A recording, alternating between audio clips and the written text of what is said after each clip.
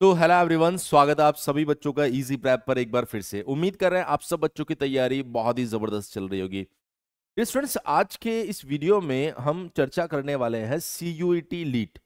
बहुत सारे स्टूडेंट्स के बीच में ये कंफ्यूजन चल रहा है कि सर क्या सीयूईटी लीट का सिलेबस बदला है, क्या उसके पैटर्न में किसी भी तरीके का कोई चेंजेस आया है। तो बिल्कुल, अगर आप ऐसा सुन रहे हैं तो बिल्कुल सही सुन रहे हैं। सीयूईटी लीट के अंदर बहुत सारे चेंजेस अभी आपको देखने को मिल रहे हैं। सबसे पहली चीज, अब ये कंप्लीटली ऑनलाइन मोड में होने वाला है। दूसरी बड़ी चीज, ये लीट वाले स्टूडेंट्स के लिए मैं स्पेशली बता रहा हूं, बाकी उसमें चेंजेस और भी है। लीट वाले स्टूडेंट्स की अगर मैं बात करूं तो इन स्टूडेंट्स को एक्चुअल में अगर मैं बात करूं तो पहले कौन कौन सा एग्जाम देना पड़ रहा था। तो आप देखिए, जब आप बात करते थे सीयूईटी लीट, तो आप सभी बच्चे जानते होंगे कि अगर आप डिप्लोमा से बीटेक के लिए जाते हैं तो आपको ये एग्जाम देना पड़ रहा है। मैंने कहा ठीक है सर। अब इसमें आपको एक तो देना पड़ता था जनरल टेस्ट। मैं पहले का सिनेरियो आपको समझाने की कोशिश कर रहा हूं। एक आपको डोमेन स्पेसिफिक सब्जेक्ट चूज करना पड़ता था और उसके बाद में एक दूसरा डोमेन स्पेसिफिक सब्जेक्ट आपको चूज करना पड़ता था। अगर आप जनरल टेस्ट की बात करेंगे तो इसके अंदर आपका एप्टीट्यूड, रीजनिंग और जो भी जनरल अवेयरनेस, जैसे मान लीजिए कि आपका history, polity, geography, static GK, current, सब कुछ इसके अंदर आ जाएगा। और उसके बाद में अगर आप देखेंगे तो थोड़ा बहुत आप मान सकते हैं कि जनरल साइंस से रिलेटेड बात भी वो पूछ ही लेता था। तो ये जो जनरल टेस्ट के अंदर नंबर ऑफ ये 6 to 7 सब्जेक्ट्स आते हैं, ये जो सब्जेक्ट्स है ये पढ़ने पड़ते थे। उसके बाद में आपको डोमेन 1 चूज करना पड़ता था, अप्लाइड मैथ्स। Applied maths. और इस अप्लाइड मैथ्स के अंदर आपके पास में एक सेक्शन हुआ करता था ए और एक हुआ करता था बी। और इस बी के दो पार्ट होते थे, एक होता था बच्चे आपके पास B1 और दूसरा पार्ट होता था B2। अब हमने यहां पर आपको बताया था, आपको एग्जामिनेशन के अंदर दोनों चॉइस मिलती है कि आप A+B1 भी अटेम्प्ट कर सकते हैं या फिर आप A+B2 भी अटेम्प्ट कर सकते हैं। लेकिन अकॉर्डिंग टू सिलेबस जो बेस्ट चॉइस होती है आपके पास में वो A+B1 आने वाली। हमने कहा ठीक है सर, ये मैटर भी क्लियर हो गया। लेकिन जब हम डोमेन 2 की बात करते हैं तो वहां हमारे पास में दो ऑप्शन आते हैं। एक आता है आपके पास में इंजीनियरिंग ग्राफिक्स और दूसरा आता है आपके पास में कंप्यूटर साइंस इंजीनियरिंग, या बोल सकते हैं CSE। इनमें से हमें एक चूज करना पड़ता था। तो अब तक मैक्सिमम बच्चों को सजेस्ट किया जाता था कि इसका सिलेबस जो है वो कम है, स्कोरिंग सब्जेक्ट है, आपके लिए आसान भी है, तो आप इसको चूज कीजिए। और इसका सिलेबस बड़ा होता है, इसके अंदर भी A एंड B दो पार्ट है और B के अंदर B1 B2 आपको पार्ट देखने को मिल सकते हैं। तो ये सिलेबस भी बड़ा है और कम स्कोरिंग है एज कंपेयर टू इसके। अभी तक ये सिनेरियो चल रहा था, लेकिन अभी एनटी की साइड से आपको अपडेट्स मिल रहे हैं कि इंजीनियरिंग ग्राफिक्स को डोमेन की लिस्ट में से हटा दिया गया। अब क्वेश्चन हमारे दिमाग में ये आ रहा है कि सर इंजीनियरिंग ग्राफिक्स अगर हट गया है तो इसका मतलब क्या हमें CSE पढ़ना है या हमें सिर्फ जनरल टेस्ट और एक ही डोमेन देना है। देखिए, दोनों पॉसिबिलिटीज है। ये टोटली डिपेंड करता है, जब फरवरी के सेकेंड वीक के अंदर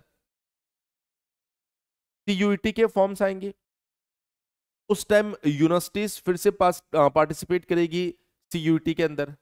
और वो यूनिवर्सिटीज अपनी रिक्वायरमेंट वहां पर बताती है कि देखिए, अगर आपको हमारे यहाँ पर लेटरल एंट्री में एडमिशन लेना है तो आपको जनरल टेस्ट देकर आना है, आपको डोमेन 1 देकर आना है और डोमेन 1 में ये सब्जेक्ट आपको देकर आना है, और आपको इसके अलावा इस सब्जेक्ट का एग्जाम देकर आना है।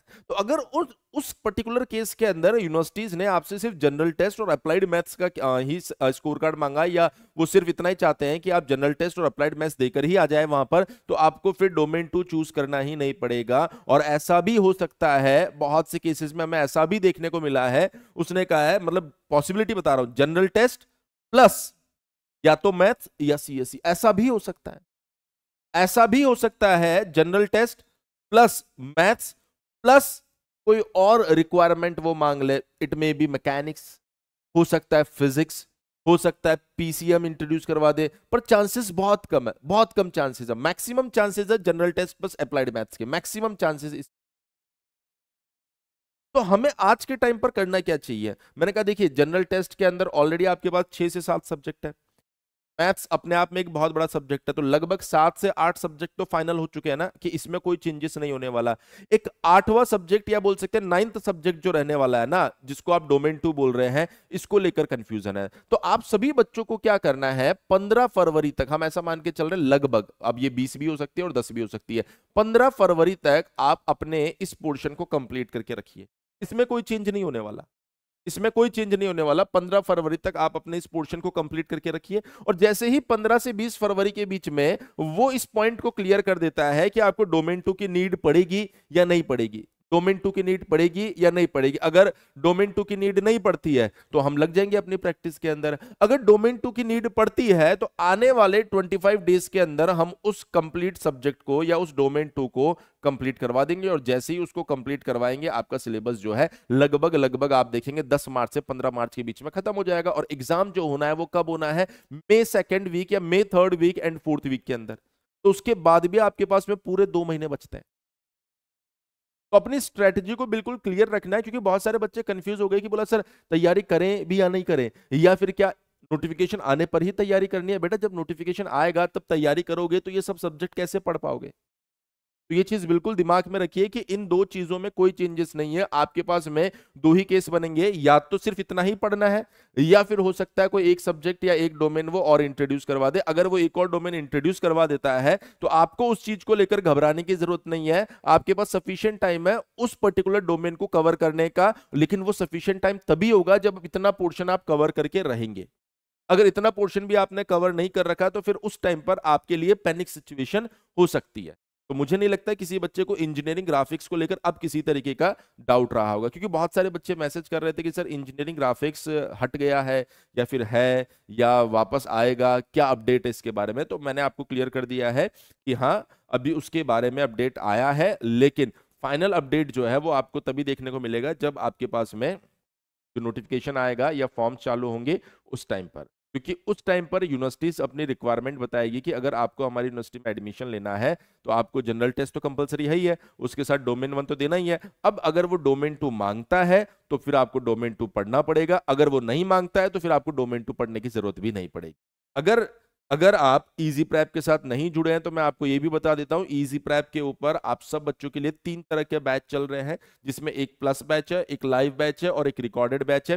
प्लस बैच एक ऐसा बैच जहां पर आपको live classes, recorded classes, topic wise, subject wise practice sheet, full length mock test, subject wise mock test, subject wise test, इसके अलावा 500 पेज की ई बुक, मेंटोरशिप अलग से दी जा रही है, और जब आपका सिलेक्शन हो जाएगा उसके बाद आपको काउंसलिंग में भी मदद की जाएगी। तो ये सारी चीजें प्लस बैच में मिल रही है, जो 1999 का बैच है और अभी आपको 1499 में मिल रहा है। इसी तरीके से लाइव बैच जिसमें लाइव एंड रिकॉर्डेड क्लासेस मिलेगी, पीडीएफ नोट्स आपको मिलने वाले हैं, और आपको PYQ question, most expected question, ये उसमें भी करवाया जाएगा, वो भी यहाँ पर आपको मिल रहा है। पर इसके अंदर आपको 500 पेज की ई बुक, टेस्ट सीरीज वाला पोर्शन, प्रैक्टिस शीट, ये सब नहीं मिलती है। ये 1499 का बैच है, 1099 में मिल जाएगा आपको। और रिकॉर्डेड बैच यानी कि प्री रिकॉर्डेड बैच है, जिसके अंदर हम लोग आपको पीवाईक्यू मोस्ट एक्सपेक्टेड क्वेश्चन भी करवाएंगे, 999 का है, अभी आपको 899 में मिल रहा होगा।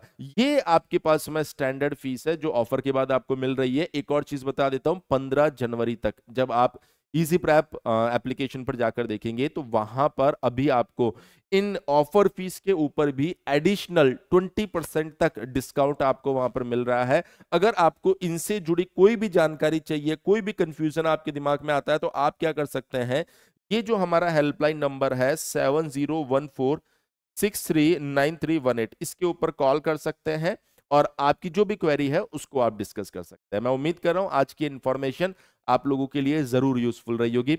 मिलते हैं नेक्स्ट सेशन में। Thank you so much.